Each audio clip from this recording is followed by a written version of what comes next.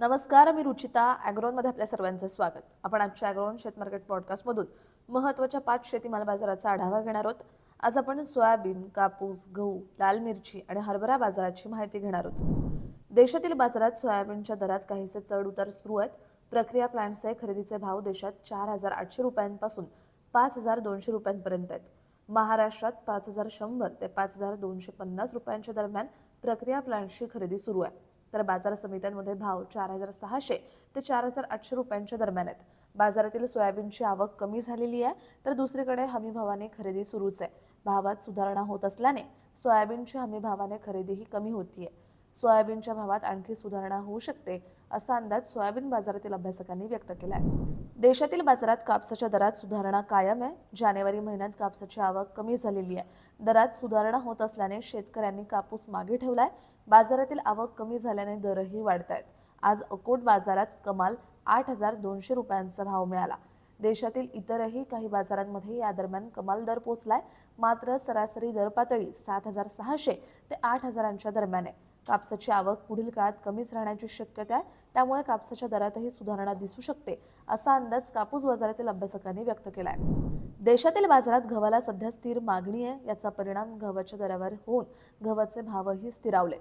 गव्हाला बाजारात सध्या गुणवत्तेनुसार सरासरी प्रति क्विंटल 2,500 ते 2,900 रुपयांच्या दरम्यान दर मिळतोय.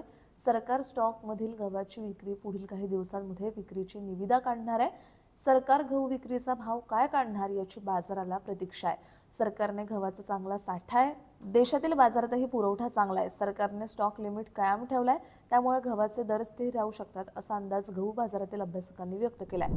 देशातील बाजारात लाल मिरचीची आवक वाढली आहे. नव्या मालाची आवक वाढल्याचा परिणाम दरावरही दिसून आला. लाल मिरचीला सध्या बाजारात सरासरी 15,000 ते 18,000च्या दरम्यान भाव मिळतोय. यंदा अनेक भागात मिरची पिकाला पावसाचा दणका बसला होता. तसंच कीड रोगांमुळेही काही भागात उत्पादन कमी झालंय.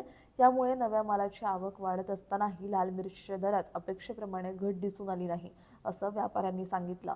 लाल मिरचीची बाजारातील आवक पुढील काळात आणखी वाढेल, याचा परिणाम दरावर दिसू शकतो असा अंदाज मिरची बाजारातील अभ्यासकांनी व्यक्त केला आहे. नव्या हरभऱ्याची बाजारात आवक वाढण्याला 2 ते 3 आठवड्यांचा कालावधी लागणार आहे. मात्र काही ठिकाणी आगाप लागवडी झालेल्या हरभऱ्याची आवक बाजारात सुरू झाली आहे. तरीही बाजारातील आवक कमीच आहे. मात्र तरीही हरभऱ्याचा भाव हमीभावापेक्षा कमीच आहे. हरभऱ्याला बाजारात सध्या सरासरी 4,800 ते 5,200 रुपयांच्या दरम्यान दर मिळत आहेत. देशात आयात हरभऱ्याचा साठाही आहे. तसंच पुढील काळात नव्या मालाची आवकही वाढण्याचा अंदाज आहे. त्यामुळे हरभऱ्याच्या दरावर दबाव राहू शकतो असा अंदाज हरभरा बाजारातील अभ्यासकांनी व्यक्त केला आहे. दररोज संध्याकाळी 5 वाजता आपण 5 महत्त्वाच्या शेतीमाल बाजाराचा आढावा घेत असतो. त्यामुळे ॲग्रोवनला सबस्क्राईब आणि फॉलो करायला विसरू नका.